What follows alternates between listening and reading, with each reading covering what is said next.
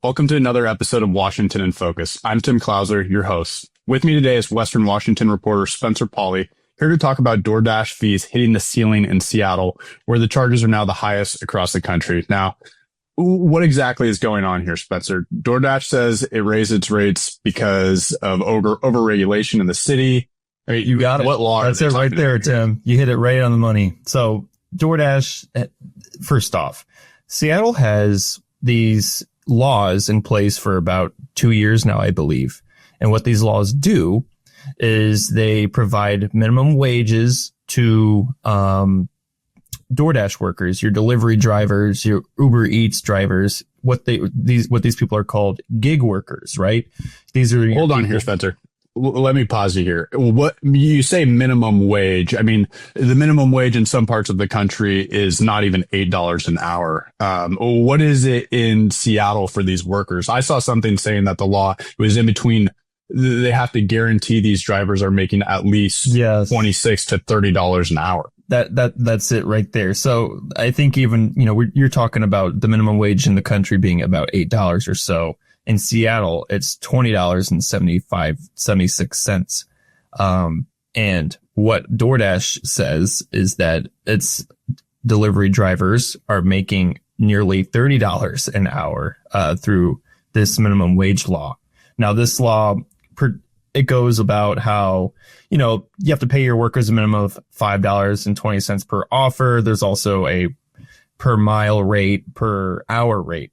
And so all that goes up to that near $30 an hour rate. And that, when that was in place, DoorDash retaliated and Uber Eats with these service fees. It was $5. So if you placed an order on DoorDash or Uber Eats, you would see a little line there that says service fee $5. Now, there's a new law that has gone into place, and it pertains to deactivation. So DoorDash and these gig working, these app-based delivery companies have to basically say they have to show that they deactivate workers for permissible reasons. And they're supposed to give a 14-day notice of deactivation for whatever reason they are doing that. And with this in place, DoorDash says, well, we're going to have to increase fees again. Now, I reached out, I followed up with them. I said, what kind of fees how's the increase? And they told me that it's basically, and it's going to be a moderate increase to service fees, but it just varies depending on the order specifics. So I can't give you an exact number of how much these service fees will increase, but it will be more than that $5 you see if you order on DoorDash. I mean, it just makes me think. I mean, I know the city was trying to help their workers here, but now the rates are going up. The orders that businesses, these restaurants are receiving, that's falling. And the consumer prices are going up. Doesn't this ultimately hurt everyone if drivers aren't going to be getting as much orders?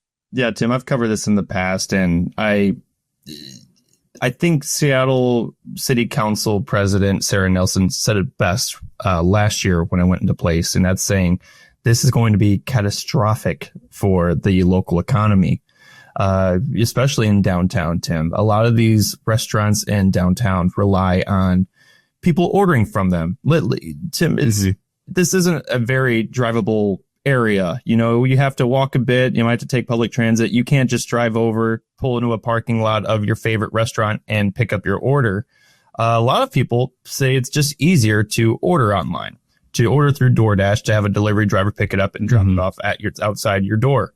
But when that happens, when this service fee goes into place, people are going to say it's too expensive. Tim, I live out here in Seattle, and I haven't used DoorDash since it got into place because it has added up. It's cost so much to order my favorite Thai food or sushi, things like that. But what happens with that, Tim, is a lot of these businesses rely on these deliveries. And when those go away, where are you going to get that income from? Yeah, I mean, a lot of these restaurants, I mean, there are lots of big restaurants, chain franchises in Seattle, but at the same time, a lot of these businesses on these apps are small mom and pop restaurants that are operating on thin margins alone. And your article noted that I think it was the average, or a lot of these businesses saw their sales drop about 2%. Now, that might sound really minute to some, but if you're operating on thin margins, that 2% could mean the fringe, especially, I mean, restaurants aren't always a great business investment for some, and a lot of them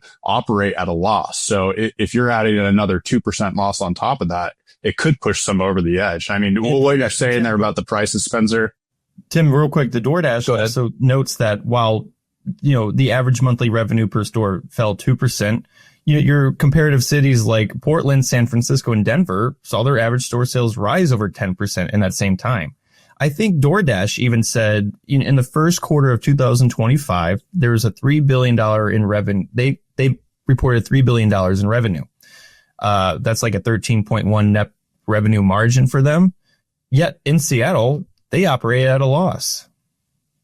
That shows the difference here, I think, with this law in place. And that's why they're just having to increase these service fees, it seems like. Yeah, it just makes you think. I mean, what is it going to take to slow the cost of living in Seattle, whether it be property taxes, sales taxes, or other fees? I mean, you have businesses like these corporations like DoorDash coming in on top and then adding these additional fees. Meanwhile, other parts of the country, like we talked about earlier, they're getting paid $8 an hour for minimum wage. I mean, it just makes you think, is the city stepping on its own foot here? I mean, you mentioned those other cities, San Francisco, for example, they saw net increases of around 10%. I mean, that too, like Seattle, is a very progressive city. What are they doing that Seattle's not, or how might Seattle change their approach?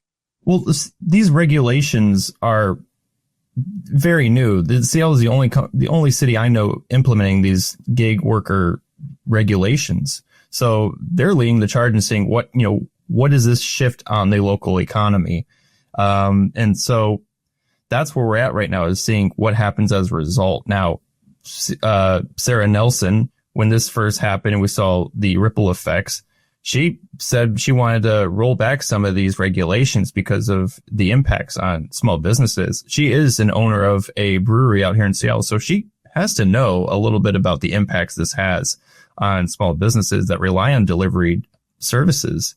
Now, Tim, when this first happened, I remember this. I reported on this last year at City Hall. There were some DoorDash and Uber Eats delivery drivers who talked to me about how they waited hours on end just to get one order because of how slim it became, because of how expensive it was for consumers. And as a result, they lost a lot of their money they relied on for their income.